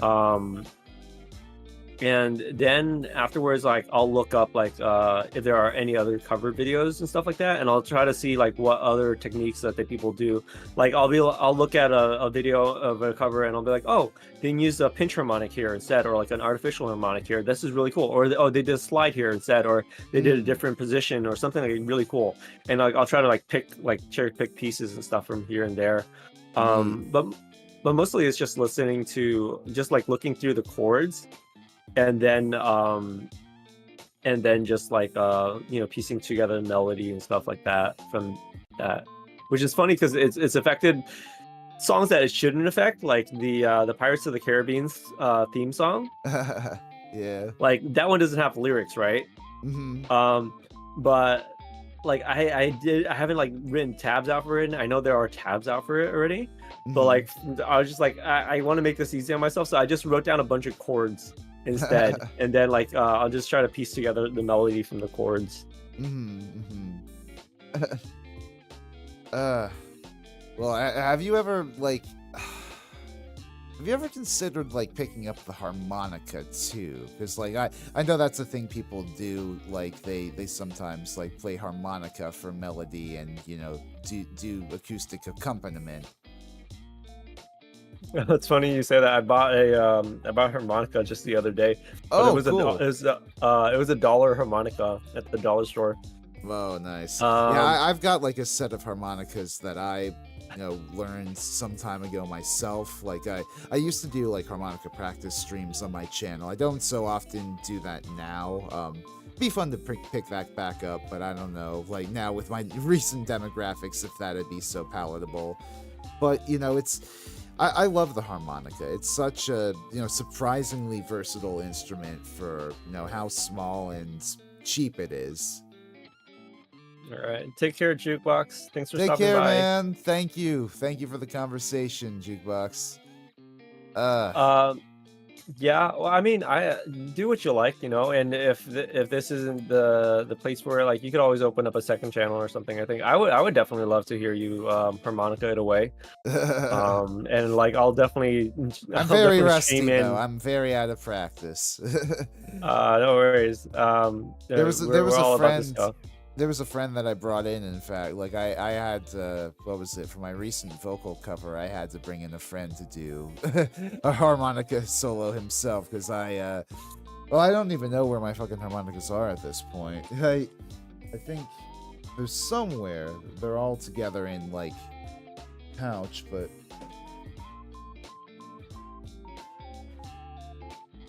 it's just a 3DS pouch. I thought I saw my harmonica pouch to the side, but it's just been replaced by a 3DS. Yeah. I don't even play the 3DS that much anymore. I mean, I don't game that much in general these days. Yeah, that's understandable. Mostly, I'm just. Have you ever heard of Pokerogue? I have not. No. I'm assuming it's something to do with Pokemon. Yeah, it's like a fan-made roguelike Pokemon game that's like Pokerogue.net. It's like a free browser game, essentially. And it fucking whips. It's the most addicting shit I've ever played.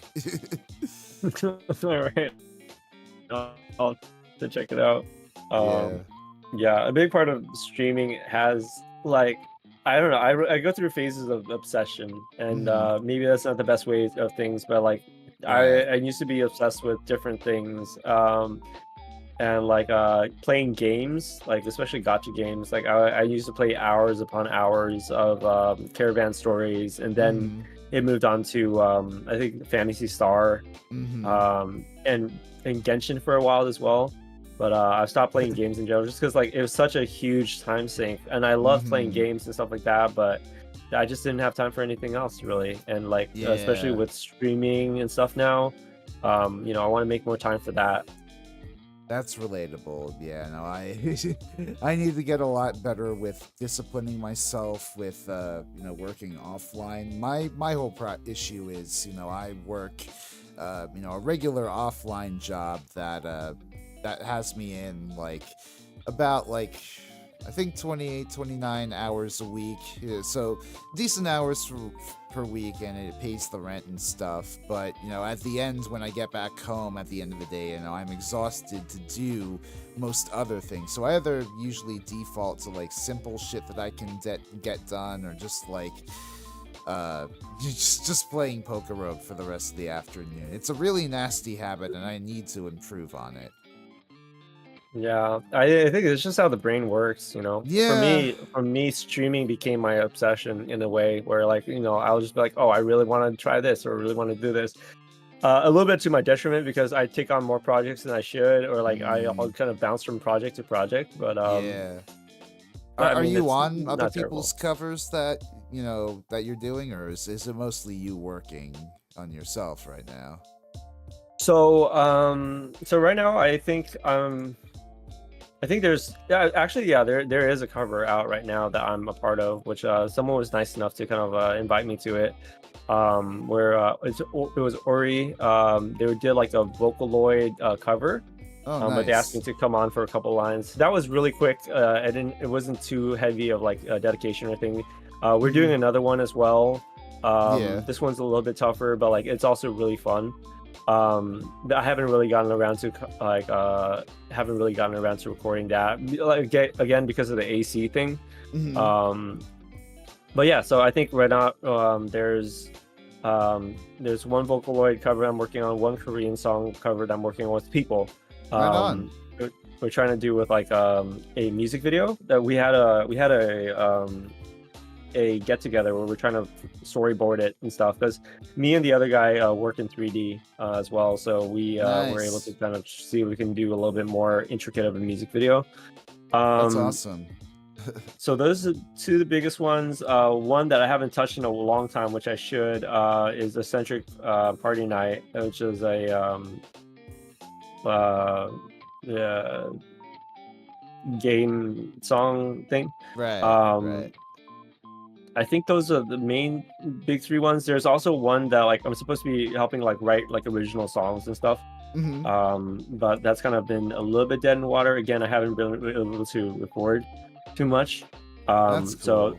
Yeah. uh, there's also other songs that like I'm trying to write for people as well. Mm. And I got the initial burst of like, inspiration and stuff like Yeah. that, but writing songs is so much more.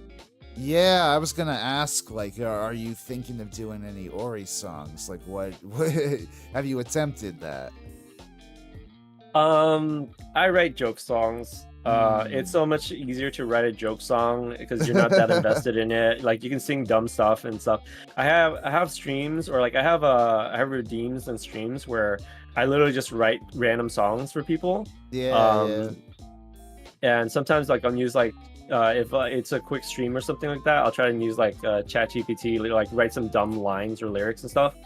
That's Um, cute. but you're putting yourself in such a vulnerable position when you're writing songs. Cover is Yeah, one thing, yeah. but like to be sharing your feelings, or like even like just implied feelings to the world, and like trying.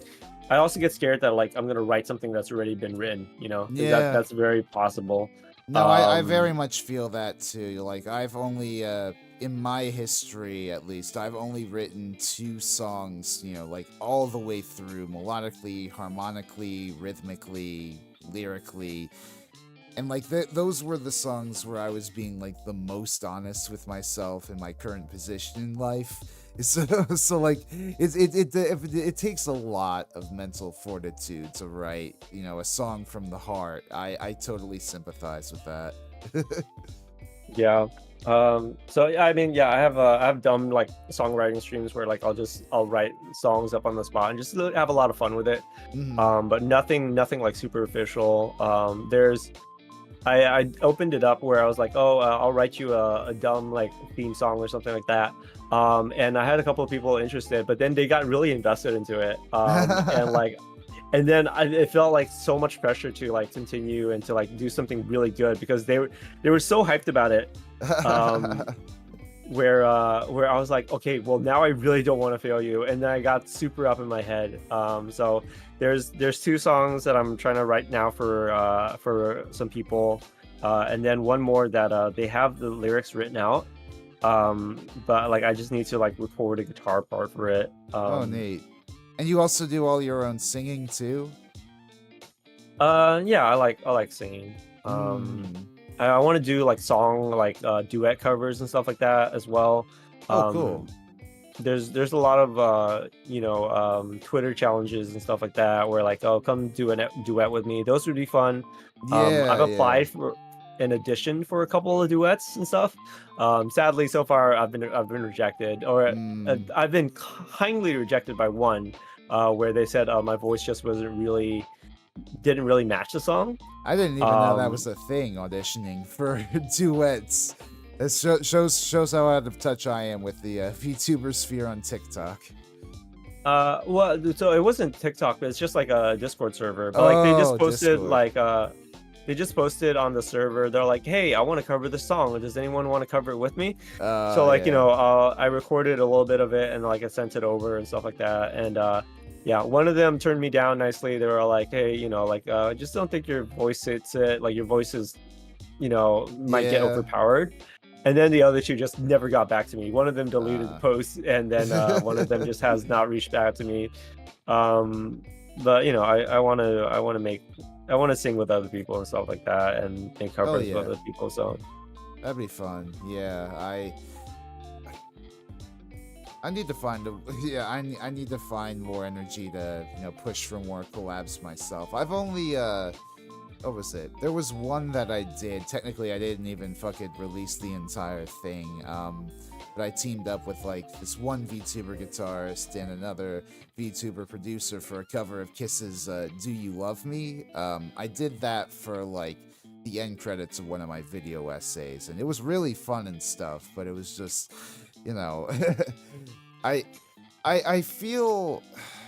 I feel weird about collabs like that because it was mostly for my own gain, right? Just like sort of featuring in my work, but like I don't know. If they had fun doing it, like I mean I paid the producer at least. I don't know. I always feel sort of guilty like using friends for their musical talent whenever I do covers like that, right? Yeah, I think it just depends on the person. Like for me, yeah. I don't feel like I'm like talented enough where like it would warrant anything like that. Where I just like having my stuff out there. Like I like collaborating. I like just having my voice out there. So even if it's a song that like I might not like a lot, like I'll just be like, well, if I can get my voice out there and stuff like that and to have fun with it, like I don't think it really matters to me at the end of the day. Yeah, that's true. You mind if I go and get some water real quick? I seem to have run dry. Yeah, all good. I'm gonna grab some water myself too. So. Alrighty, we'll be right back, chat. We are watering.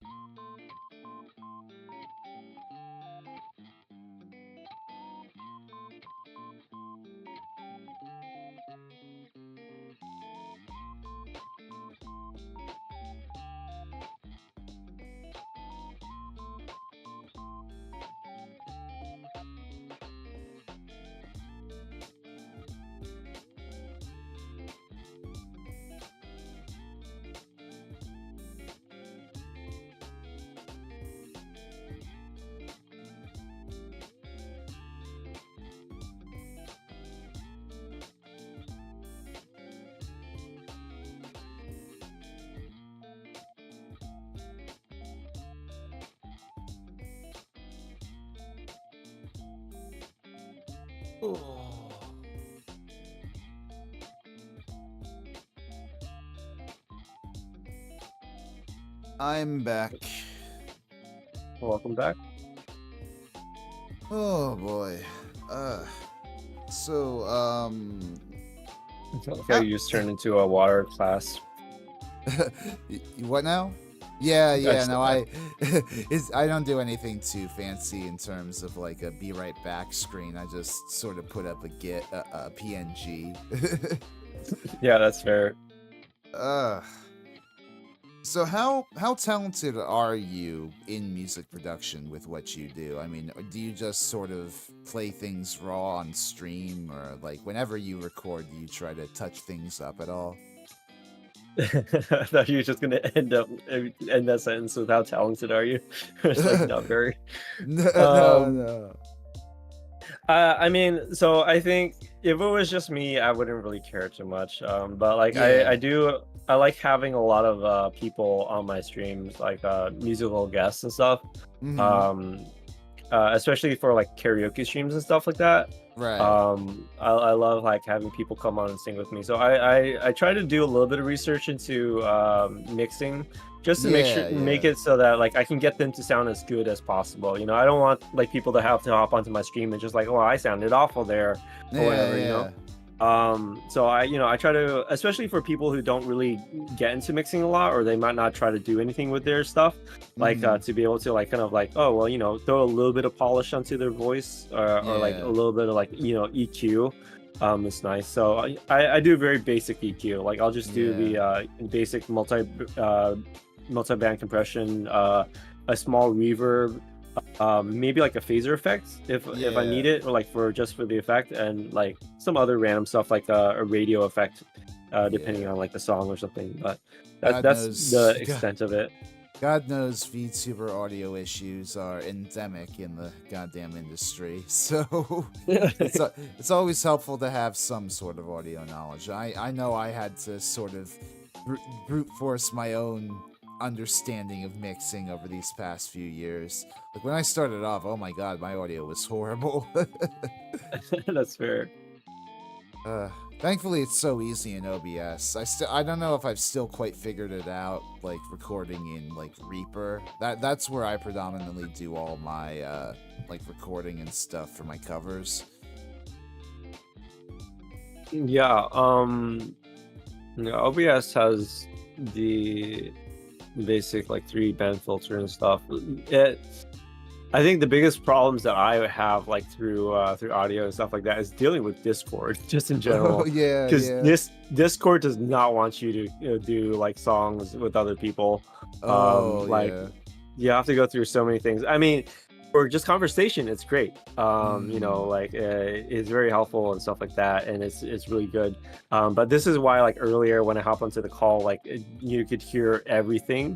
oh That's yeah. because I had the auto input sensitivity all the way turned down, the Mm, automatic off.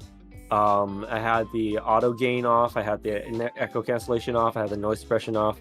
right. Um, and that's just to get like a, you know, a sound that doesn't cut you out when you're trying to sing and Mm, stuff like that. mm-hmm. Um, but yeah, and then I think like watching through OBS tutorials and stuff like that. I don't really have that many filters on OBS right now. I think I have a Yeah. limiter, maybe like a basic 3 band or something like that. But like I remember I had other stuff like a expander, which Mm, would cut off my sound so bad. Like it would like I would say something and it would just like go completely quiet. And I think maybe the settings weren't right or something, but I ended up just yeah. getting rid of it in general. Yeah, Um, the settings I have, I've determined basically through trial and error, and I don't know yeah, exactly if they're they're the best for my particular setting, but they come through, and at the end of the day, that's what matters to me.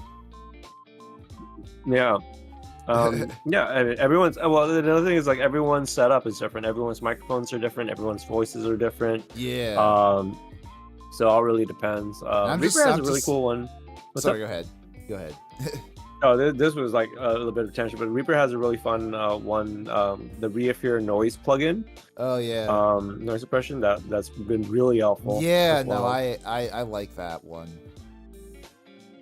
Yeah, no, I have a mic arm though. Like I've got a Blue Yeti like hanging. Like I have a Blue Yeti hanging with a fucking whatchamacallit. And the unfortunate thing about it is if I move it in any sudden directions too abruptly, the audio cuts out for like a few seconds. I don't know what That's that's funny. about, but What's up? I don't know what that's about, but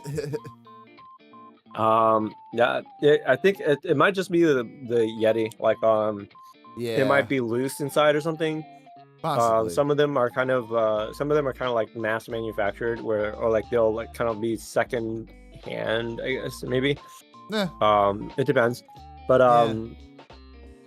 like I know mine's the ones that I have, the one that I have right now, like it had this like buzzing, um, Hmm. and like I had to kind of press down on it and squeeze the chassis in order to Yeah. get rid of the high pitched buzzing. But yeah, I have a Mm. Blue Yeti as well that my friend just graciously handed to me. Like he worked in like or works in like product placement, and so he just has a bunch of them. That's Um, awesome. and yeah, I didn't. I'll be kind of this is dumb, but like I didn't know how Blue Yetis worked at first. Yeah, no, Because up to I that was the point, same. right? What you You, you pointed at your face, right? yeah, did you yeah, did you not know that they had like the switches on the back like with the cardioid patterns? Well, so that was one, and then Yeah. two was I didn't know where the mic was pointing, because like the way that it Yeah, looks like yeah. I thought that you have to point the mic directly at your face, like how it's No, yeah, oblong. yeah. Because I I had that experience too. yeah, because that's how stage mics work. That's how stage mics work. That's how the stage mics look, and also like you know, working in film, like that's how shotgun mics work, and like everything. You just point it at your face. Yeah, Um, yeah. and I didn't get mine with an instruction manual. And so like I had it on the base that it comes with, and I was toggling it, and like because of the way the base is designed, it's not designed to like, you know, have it point at your face. Mhm. I moved it, and I damaged the port for that one, so that one Oof. ended up not being fixable. But my friend gave me another one. He was like, "Here you go." But then yeah, I figured out about the switches afterwards, like after looking up like how am I supposed to be pointing this thing anyways. And then yeah, now the sound is a lot better because it doesn't sound like I'm off in another room. Yeah, yeah. Oh my gosh. I remember having to get advice from like a VTuber audio guy very early in the day, and God, I hounded that poor man for quite a while about trying to get voice meter banana, like sort of audio separation between like my headphones or whatever, and you know, my different different sources, and just all this crazy shit that I didn't know what was happening, only to figure out that like what I was trying to do and like what they had tutorialized before like was just completely it was a completely different thing. You know, I hope they are doing well. I kind of forget what their name is, but they helped me so much in actually using my goddamn Blue Yeti right. Well, Uh, that's good. Um, yeah, I tried voice meter for a while. It was oh it's yeah. still very confusing. Mm. Um, Yeah, I don't I get it with recently like the cables and all that stuff, and it's a lot. Yeah, also another thing is like when you plug in when you use voice meter, I never got around it. Maybe there's a way to get around it, but when I use voice meter, all of my other audio cuts out. Where like Oh yeah. my headphones get hijacked, Yeah, where I can't yeah. listen to anything unless it's going through voice meter. But I found an Right. alternative if you're interested in it, Mm. um, which I've been Interesting. using for a lot of things. It's called a Feel Series Sonar. Oh, okay. Um, but it's been really helpful. It's a way more intuitive.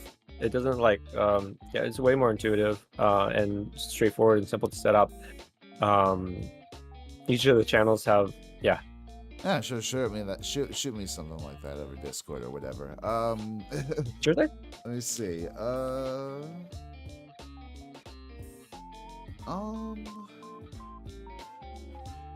I guess one other question I have. Do you have any fun memories, I guess, of like playing live? Like I guess either in your stream or IRL? Fun memories. Oh man, I guess well on stream. I don't know. Every memory is kind of really fun on stream. Right, yeah. Uh, I think I can think of Yeah, no, I'd be too embarrassed to try to think of one on stream right now because like it's like someone asking like, oh, what's your favorite It's bands or something okay. like that. It's okay. Just Um, performing in a live, I've had a couple. I was never good. I flubbed up most of them and stuff like that. But hey, it's all I good. We remember, get those nerves. yeah, but I remember performing live at a couple events where they were nice enough to have me. Yeah, I got super nervous because there was like what 40 plus people or something like that. A recent one. Um, a recent one was I was at a restaurant and the person playing, I was just kind of enjoying it, but the person playing was like, yeah, it looked like a guy who knows how to play guitar or something like that. And then the friends that I was with, they were like, yeah, he does. And then they got me oh up there no, and I tried to play you were something. voluntold. I was voluntold, but I mean, it's good experience and it's fun. And I tried to play something. It was scuffed, but it was still fun. Yeah. And I remember my old college had a talent competition where it was oh my god, I'm remembering things that I didn't even remember. And then my old college had a talent competition where it was like a singing idol, but I was the only one who kind of came with the guitar. I did not expect to get past the first round, so I only had like one song. I don't even know if I knew that there was a thing happening. So I only had one song, and then I came up, I played it, and they're like, "Oh, hey, cool, you got through." I was like, oh, "Okay, cool." Second song, like I played half of a song, and then I forgot the rest because I wasn't like prepared or practiced or anything. And then third song, like because then they put me over to the finals, and the third song I was just like, I have no idea what to play. I started trying to play something, and then I just gave up and started playing King of the Hill. Nice. So went away with second place for that. Nice. Yeah, I love playing live. It's been it hasn't actually been that long since I guess my last gig, because I played like 3 gigs last night. Not last night. Oh my god, last month with one of my bands. And that was a lot of fun, but it's just like the gaps, the longer it takes between gigs to have another gig, it feels like I don't know, it feels like I'm decaying in the middle of that, right? That's fair. Well, I mean, I don't know if you've ever had that experience. Of decay just in between like gigs, or I don't know. What are you referring like, to in general? Just feels like I don't know. That's fair. I mean, maybe it's just because I'm not really being as on top of my practicing as I should be. Just feels like I'm not being, the musician I should be. I guess imposter syndrome sets in more. no, I can understand that. I think it's just also like, maybe when you don't know when the next gig is or like stuff like that, it's really hard to kind of sit down and dedicate that time. I think I think it is important to just have that support system. So find people that like, you can hang out with.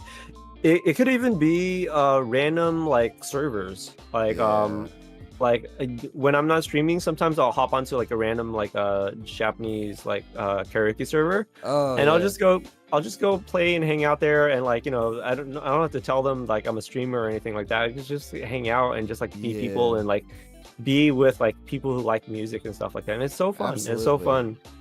Yeah, but I think you could. I need to get better with like going on stuff like that, like Discord and all that stuff. Because there's so many different communities out there that I know I could probably get along with. I'm too lazy, lazy orange cat boy at play here, Yeah, no, I mean, well, once you try it, and if you find it to be fun, then like you'll do it more often, and I think that's a good place to like one, get practice in, and the other is just like reinvigorate your passion and stuff like that in between gigs.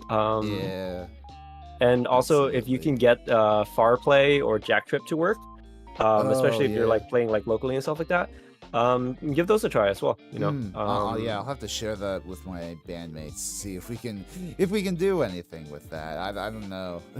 we. At least one of my bands, we don't usually typically practice unless we need to like learn anything new or whatever, because we've just been playing so damn long. Like we've been playing like since college essentially together. We're like college friends, but I feel like it'd be really fun to have like something like that for us at least. Yeah, definitely give it a try. I can't ask her exactly where you are, but if you happen to be in the PST or like anywhere within, I guess 5,000 miles of there, if you ever want I to am be not. interested I'm in New York City. All right, it's a bit of a stretch, but yeah, no, it'd be fun to hear more of your stuff. I think I've heard some of your covers, like your vocal covers and stuff. Oh, well, I appreciate the patronage. Yeah, otherwise though, I think that's basically all I had prepped for today. Did you have any other questions or anything else you wanted to talk about? I think we covered a pretty wide array of stuff. Fair enough. Not off the top of my head. I don't know. What's the most obscure music or genre or something that you've heard that like it's just like completely random? Like let's say it's a made up language or something. I know like some songs or like some games have like made up like a chaos language. Oh my god, or like just say like I'm trying to think of like what's the craziest, smallest I don't know, like Himalayan music or something like that, or what's the craziest something that other people would never have heard of, I guess.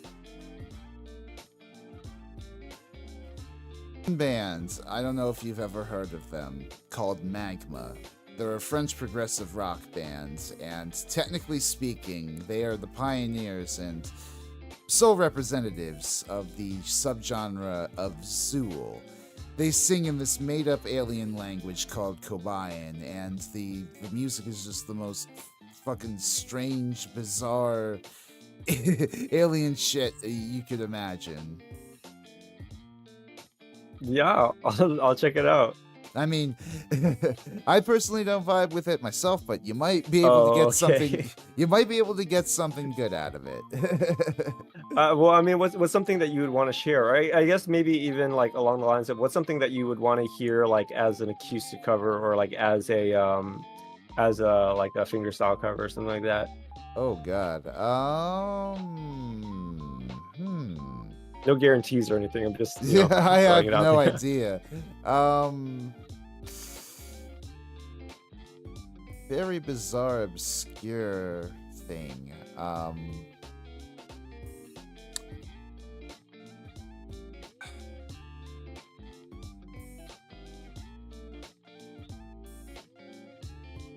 Listening to a lot of glam metal recently, I have been reminded of, like some of the good deep cuts that exist on some of those early albums. Like On With The Show by Motley Crue is pretty fun. Cool. I don't know if you've ever listened to like any early Motley Crue, but that's like one of the lesser sung tracks on their debut. Yeah, I'll check it out. I think I've heard of Motley Crue, but I don't know if I might have heard like one or two songs by them. They're okay. I like their first two albums. Then after that, they kind of fall off and gradually Flanderize themselves. But that's how it went for most hair metal. All right. Well, I have a lot of stuff to check out. From the Gojira to a bunch of these other stuff, and I have some stuff to send over to you as well. So hey, I appreciate you coming by and chat. I had a lot of fun. Where can people find you? Just on YouTube and Twitch? Yeah, I'm mainly on Twitch right now, but I do want to post more stuff to YouTube, like just like generally edited stuff. I've been streaming to YouTube some stuff, not other stuff, just depending on what the content is.